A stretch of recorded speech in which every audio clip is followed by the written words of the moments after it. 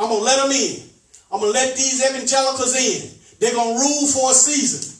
But they're going to get so caught up in pride and get to thinking crazy again, and hundreds of their prophets going to start prophesying, talking about Trump going to get reelected. Come on. And I'm only letting them go to the end of themselves because they done got back in their foolish thinking.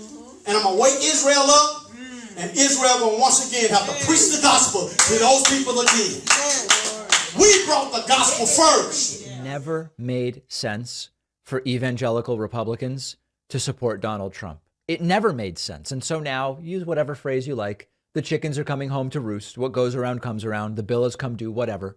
This was a sort of Faustian pact all along for the evangelicals. They really didn't like Hillary.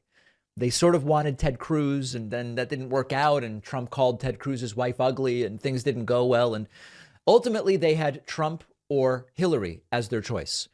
Then it was Trump or Biden, and Biden's Catholic, and a lot of evangelicals don't like that either. And so they went with Trump overwhelmingly, but it never made sense. Look at Trump's past behavior. Look at Trump's past statements, the extramarital affairs, the profanity, the way that he has talked about women in the past. It doesn't align with what the evangelicals want us to believe are their Christian values. I think a lot of conservative evangelicals think that we're deconstructing or disentangling our faith, whatever you want to call it, because it's sexy or because we want to sin more. But the reality is most of us grew up deeply committed to Jesus inside of your spaces.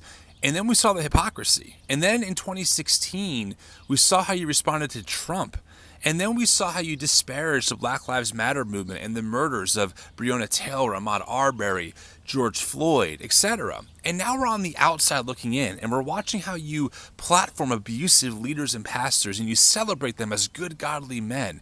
We see how you minimize... Evangelicals are now whining about the fact that Jesus Christ, from the Bible, is a little too woke for them. Jesus is a little too liberal for today's conservative evangelical. And they taught us we was Gentiles.